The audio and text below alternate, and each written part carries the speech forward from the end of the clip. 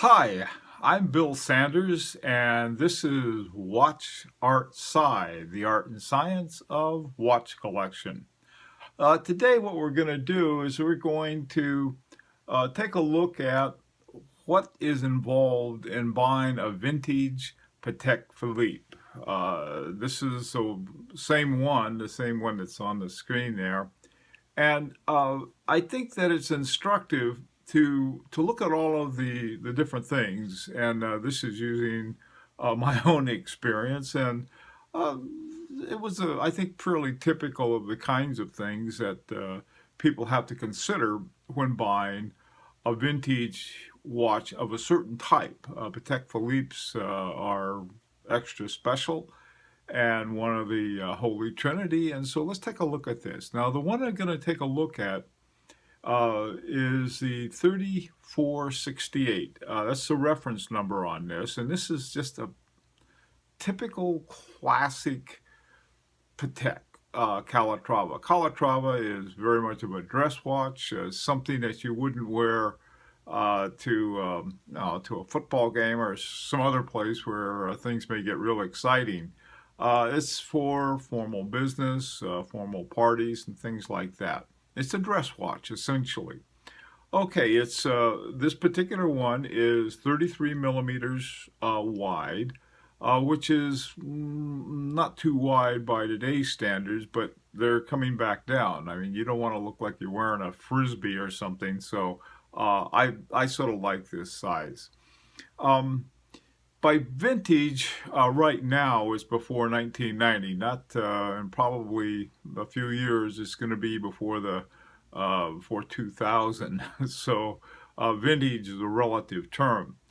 Okay, so the first thing you want to do, if you can, now a lot of this stuff, a lot of the buying you're going to be doing is online, so you can't do it. But you want to look at the face. These are sapphire glass on here. And so there shouldn't be very many scratches, if any at all. It's a very strong thing. Yeah, I mean, you can get scratches, and so that's something you ought to look for. Also, you want to look for water damage, see if there's any water got in there somehow. And you also want to take a look at the back, make sure that it's not all messed up. Another thing, too, if this is to somebody, from somebody, if you want to wear it, it doesn't bother you, that's fine. But I think you should be able to get probably some kind of price adjustment if the person has a personal message that's not you. Okay, um, the next thing that is important to look at is the crown. You want to be sure that it's not a replacement crown. This is very typical. People break the crown off and somebody just slaps on any crown. The Calatrava is interesting in that the Calatrava cross is right on top of the crown. Calatrava, by the way, the term Calatrava was a fortress in Moorish Spain. There was a battle there between the Spaniards and the Moors, and there was a cross made for it. The name Calatrava is an Arabic name, meaning a fortress at Showa. So, anyway, piece of trivia there. Okay, the next part is that you want to open the case, and on the case back, there are two important numbers. One, you should see the reference number 3468 in this particular case, and as you can see, it's right there. And also, there will be a 7-digit case number. That one's been photoshopped, so it's not the real number, but that's what it looks like. The next part that you want to take a look at is going to be the movement. And the movement is one of the most crucial things. On this particular watch, there's a wonderful movement. It's a legendary movement, if you will, called the Caliber 23-300. So this is something that you want to be sure that is there. And you can, if you look at it's upside down there on the very top of the movement. You can see the number. Also, you're going to see a movement number, and that's on the lower bridge, and it's a longer number, and it simply says NO for number, and then the movement number. This is important for later on. I'll explain that. One of the other things that you'll find on this particular watch, and most Patek Philippe's, is the Seal of Geneva. The Seal of Geneva, up until 2009, I think, was most of the seals of Geneva's, which was a mark of excellence for watches produced in the canton of Geneva. And but in 2009, they decided, nah, they're gonna have their own one. So if you see a watch, if you see a Patek Philippe after 2009 with the Seal of Geneva, something's not right. They came up with their own seal. It had a PP for Patek Philippe. Okay, the next thing that you want to look at is the band and the buckle. Okay, now on the buckle, there are different kinds of things. Some of them have the Calatrava cross that looks like the thing that was on top of the crown, and others, like this one, simply have the letters PP. So look for that too, because I tell you, these buckles are incredibly expensive.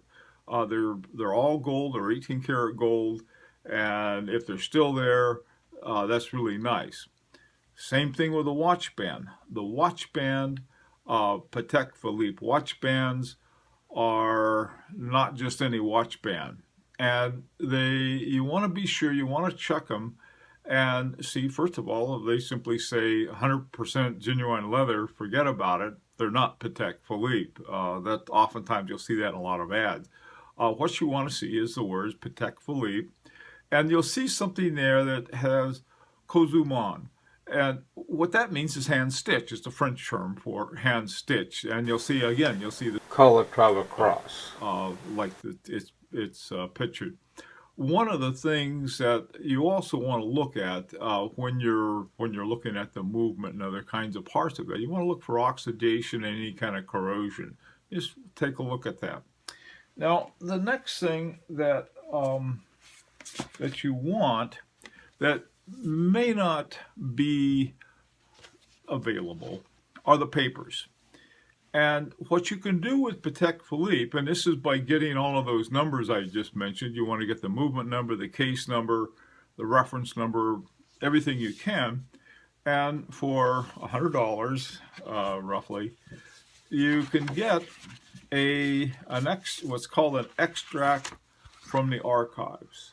And the extract from the archives is not the same as the papers that come with a watch, but they're pretty close, because they have on it the case number, the movement number, and with that information, they can give you all kinds of things. Like, for example, my watch was, the date of manufacture was 1968, and the date of sale was July 4th, 1968, and had a leather strap.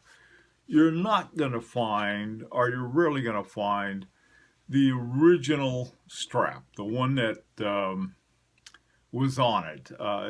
That can happen for an older watch sometimes. I have one that happened. It looked like nobody had ever worn it. In fact, I have two that way. They're great, but it's not too likely that you're going to find that. But with this, if you ever want to sell a watch and you have this already, that's a very nice thing to have, and it's sort of cool. It tells you something more about your watch. And you can get this if you go to the Patek Philippe website. It takes forever. I forgot how long it took me, but I paid my 100, actually I think it was Swiss francs, which is close to $100. And waited, and one day it just showed up with a nice letter, and told me about the archives, the extracts from the archives. So it's another thing that you can get. Getting a Patek Philippe, just like getting any other really good watch, the real thing to do is research. And if you know what you want, and you go after it, be sure you're going after what you really want and you're getting what you really want. Okay, that's all for now. Remember, you can click the subscribe button and subscribe anytime you want. Also, too, I'd really like to hear if you bought a Patek Philippe or some other watch and went through this process, I'd really like to hear from you. So leave a comment in the comments section. And until next time, this is Bill Sanders and Watch Art Sci.